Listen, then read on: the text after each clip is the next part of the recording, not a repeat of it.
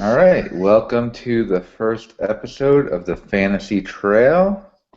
We are broadcasting live through YouTube. We're excited to have you here, even though right now we don't have anyone actually here. But if you're joining us later, thank you for joining us. The Fantasy Trail is a show about fantasy football, and basically it's going to let us see, talk about fantasy football and talk about our ESPN Fantasy League, Boone Trail Fantasy. I am joined tonight with JT. Hey, just to be clear, I think it's important we note that the Boone Trail Fantasy League has a grand total of 2 people that work at Boone Trail. This is true. We're renaming it? I think not. And we also have Mike. Right here, one of the founding fathers of the Boone Trail Fantasy League. Oh no. Oh, burn!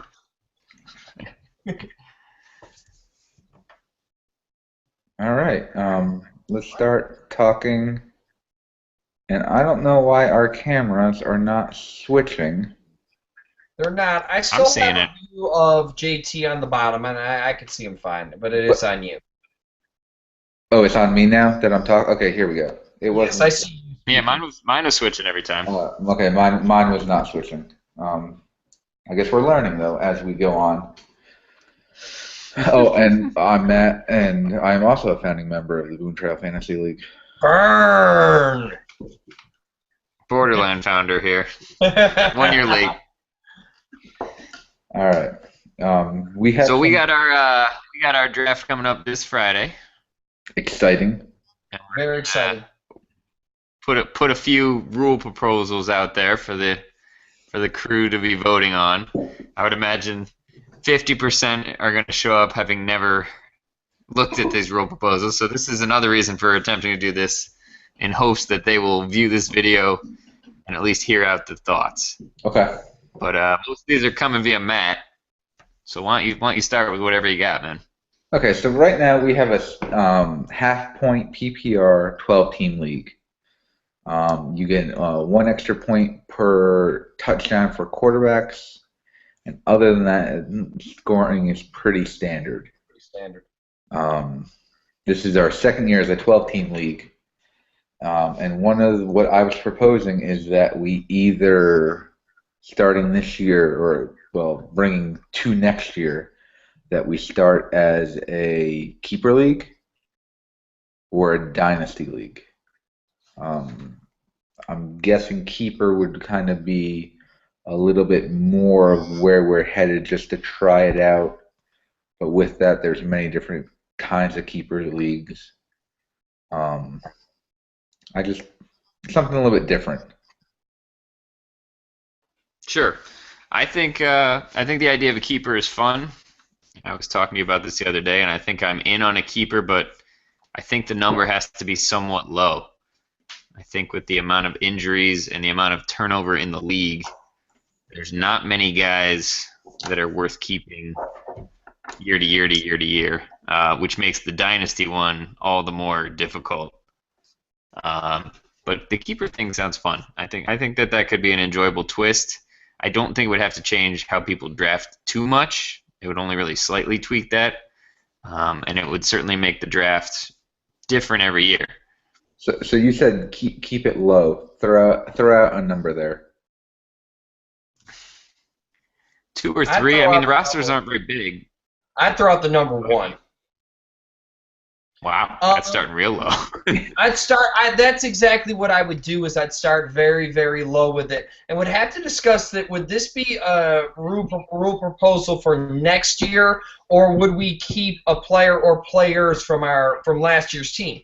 No, So No, this it is, would have to be for next year yeah, it'd because be for next year. nobody's got old rosters and everything saved up, ready to be thinking about that. So I mean, I did just look at mine.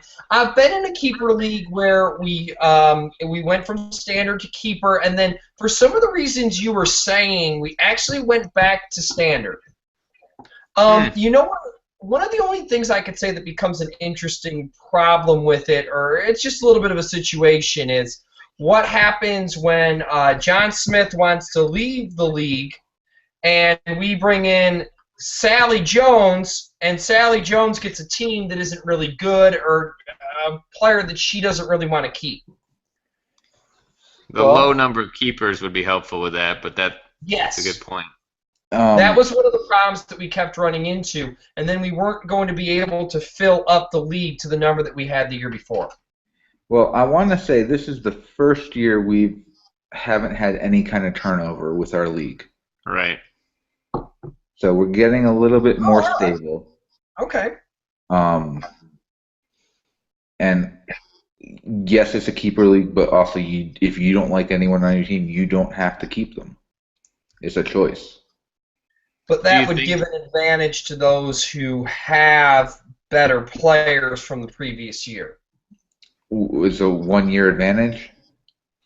Yeah. I mean, I remember one time, for instance, D'Angelo Williams, this was a couple of years ago, was the only player that they could keep. And I mean, and all those top backs, Foster, Peterson, all gone. Yeah, and I mean, again, that goes back to also how you set up your keeper. Can you keep a player indefinitely? Like if I draft Gurley this year, can I keep him for the next 10 years? Or do I, like after 3 years, do I have to throw him back? After 2 years, do I have to throw him back? Can I only keep him 1 year? And it would give an advantage to someone like Gurley over Peterson for the simple idea that more like longevity. Yeah. My two concerns with that would be, one, that's a lot of information to keep track of, especially if there's ever any turnover. And two, I do think that it makes the draft a little less fun when keepers are in play. I do a couple leagues that have keepers, and it's fun to figure out your keepers because you still get good players. But as you mentioned in your rule write-up, the draft is the most fun day of the whole thing, without a doubt. Because we get together, you get to pick, everything about it. So when you start doing the keeper, you're losing at least a little bit of that. Yeah. It goes back to how, I mean, you can, as far as the most fun though, a lot of times you're keeping players you drafted in later rounds based on the value of that pick. So as far as the top players being gone. So you're saying that the round that the player you drafted in is the pick you would lose? It's the pick that you. I don't know if I put this up in the write-up, but one league I was looking at is 3 keepers. You can keep the players for up to 3 years, but now, so the first year you keep him, you lose your draft pick in the round that you drafted him. The second consecutive year you keep the same player, the round you drafted him actually goes up a round. So if you originally drafted him in the 3rd round, the second year you kept him, you'd lose a 2nd round pick. So it would behoove you to keep one of your sleepers that may have done well. Yeah. Right. Now I do a league that's like that, man, and I think that it's cool and it works, but I will say that it's a lot of work and there's a lot of having to go back and check. Even with a person who is a lawyer and that's what they do, they are going back constantly and saying you had this person as an X round and it was this round, and that's a lot to keep up with. I mean, and I don't know if we necessarily have someone that would want to do that, especially knowing that with turnover that all becomes crazy. Yeah. I mean, I understand. Yeah, it's an interesting point, and it's worth having people think about it, because there are people out there that, whether you root for a team or you really like having a player or you like having somebody on your team so much, it's really cool to know you can get them the next year for sure, instead of just hoping. Yeah. Now I was also talking about Aaron Rodgers would definitely go pick number 2 in our league with some of our Rodgers. Yeah, and I've always tried to encourage people who always want to pick that same person or get some type of attachment, that this is kind of just us picking players out of the blue. Like, you really shouldn't be attached to these guys. Ideally. I'm Now, just saying. now, JT, because you have some experience with keeper leagues, are you allowed to keep free agents? Yeah, it just becomes your last round pick. See, I've seen it go both ways. But Yes, you can. that again would be a major game changer as well. Featured back goes down, this guy takes over, and No, are you saying free agents meaning guys that you picked up off the waiver wire, or guys Yeah. that were Yes. free agents at the end of the year? Guys you picked off the waiver wire. Yeah, had- waiver wire was just last pick, but anybody that would be like a rookie or anything like that would have had to be drafted anew. so I mean, Drew Bledsoe goes down. You pick up Tom Brady off the waiver wire, and you get to keep him for your last round pick. Yeah. So, but I mean, if you had Tom Brady at that point, you know, lucky you. Same way, lucky for the Patriots. But I Yeah. don't know. It's tough. There's a lot of work to it. It's fun. And I like parts of it, but it's also a pain in the butt sometimes because if there is a player that nobody gets and for a bunch of years, you never get a shot at having them. All right. All right, so what's next? That's one we can definitely bring up. What was the other one that you were thinking about, Matt? Well, 1/10 of a point fractional scoring. Oh, that's right. Okay. And Mike, you got some experience with this, right? I've had a tie. I'm in a league that does have that, and I'm also in a league that multiplies everything by 10. Yeah, I think that's the 1/10 of a point scoring. It essentially does the fractional scoring, but it makes it so there's never a tie. Now, we have had a tie in our league before, correct? A couple times. Yeah. I don't necessarily think there's a need for that when you could really just get right down to each yard counting. I mean, that'd be what I'd pretty well go with for sure. But Just my now, opinion. I think you can do fractional scoring without multiplying it by 10. It would just be 0.1. You'd have decimal points, yeah. Yeah. I mean, we just did the times 10. This is from years ago where I don't even think you could do it, like where it had to be that way so each yard counted. Yeah, I mean, it's the same basic idea. I think that that's a good idea to help eliminate scoring ties. The ties really kind of mess up our standings. Correction. Have you ever seen that where it corrects the score from the, like it was that tight, but then it corrects? I suppose this could still happen, but I remember one where it wasn't in our league, it was in another league where they had a scoring correction, and someone who thought they won ended up losing. And they went to bed thinking it. Yeah, I think that's an easy change. Matt, you would probably have to show me where in the settings that is. I didn't see it when I was looking the other day, but I didn't look very hard. That was just me reading forums about it. I didn't actually see it in the settings. I'm sure it's in there, though, because I know Mike does an ESPN league, I think, that has that. And I'm always looking at his scores on Monday and going, wow, these seem extraordinarily high, but it's just due to that times 10. I'm on board with that for sure. I think that would be great. I hate the tie. That'd be an I think easy it sucks. yes vote for me, but it's just my opinion. We also have team quarterback. Are we going to get to that one? Yeah, I think that's next. Propose that one, Matt. What does that mean? And so instead of drafting Tom Brady, you would draft the Patriots quarterback. Of course, with Tom missing the first 4 games this year, one, you don't have to find a replacement for him. 2, it also protects you in some instances where, especially towards the end of the season, if you have a really good quarterback, but then they start resting him for the playoffs, and they put in the backup. Matt Flynn situation. And then you have, a quarterback who would say is somewhat injury prone and might miss a couple plays where, if quarterback gets injured on the first play, your day's not going to be ruined. Now you're rolling with the backup, and it would help you more so that day than it necessarily would for the whole season. Right. I mean, let's say Tony Romo goes down. How many times are you going to play the fellow from Mississippi State? Like probably Prescott, yes. How many times are you really going to play him? You'd probably play Marcus Mariota. But I like Matt's point. I like Matt's point and what you're saying there about that day. I think that's huge. I do think that of all the proposals it changes how you draft the most. I think that really affects a couple quarterbacks in a couple situations a lot. You're saying the Tom Brady situation? Yeah, or anybody that's potentially injury prone, or any situation where you're like, Denver or St. Louis, where there's a little bit of a question mark about who might keep the job. Mm-hmm. I think that Dallas really, even. Again, after last year, Dallas.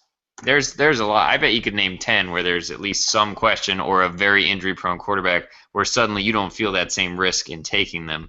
Not that I don't like the idea, but that changes draft a lot, and that's giving people only like half-hour notice to think about that.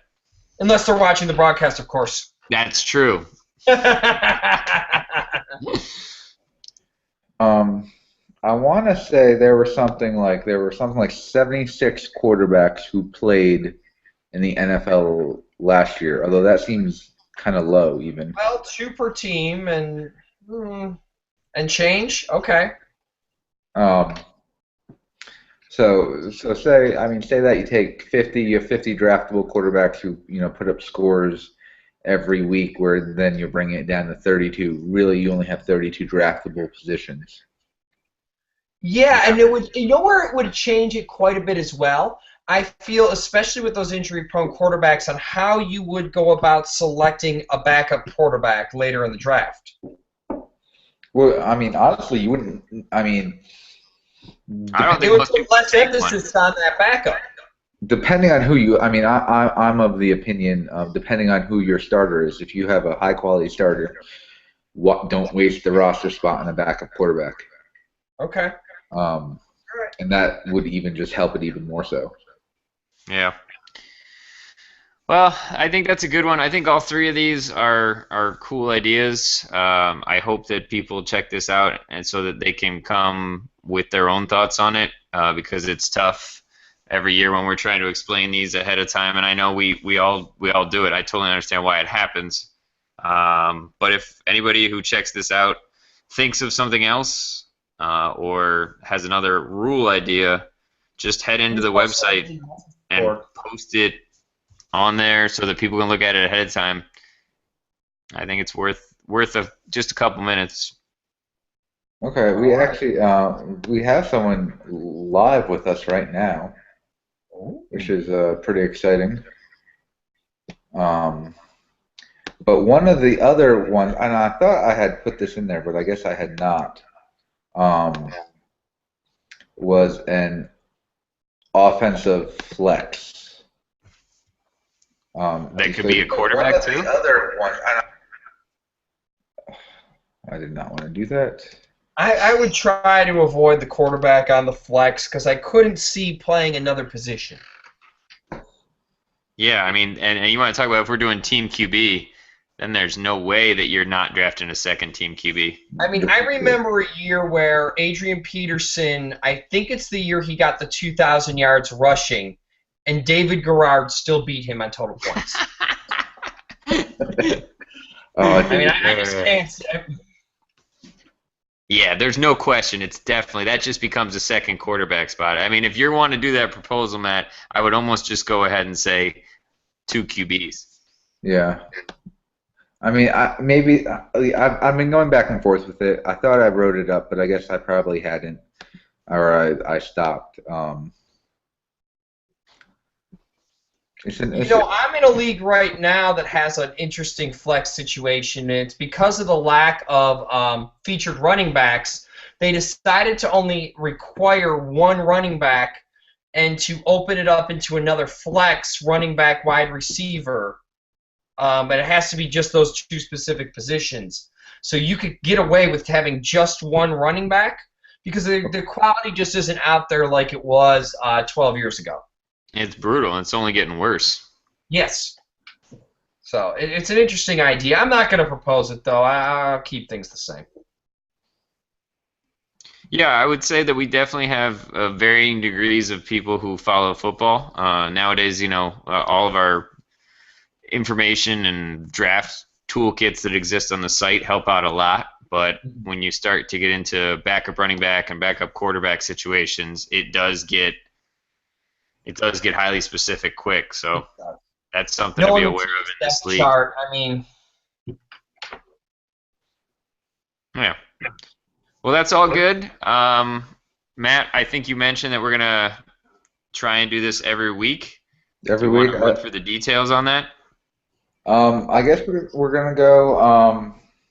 I guess we're gonna try and stick with 9:30 on Tuesday nights, live on YouTube, and then hopefully we'll get this up on iTunes soon.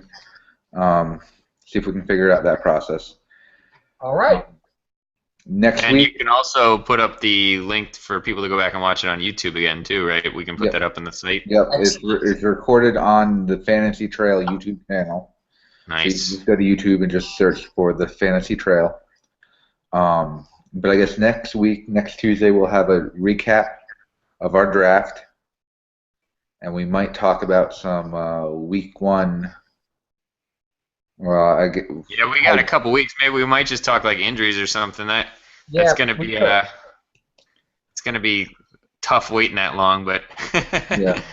See if I come up with a hot take for you. I mean, if there is something you guys want us to talk about, you can always leave a comment on our YouTube page in the comment section, and hopefully we'll get to your questions. Yeah, and if you ever want to join in, league members or others, please just let us know, and we'll be more than happy to send out the invite for you on a Tuesday night, and you can hop in and participate with us. I like it. Sounds good. All right. All right. This is the Fantasy Trail, and have a good night. All right. Later. Signing off.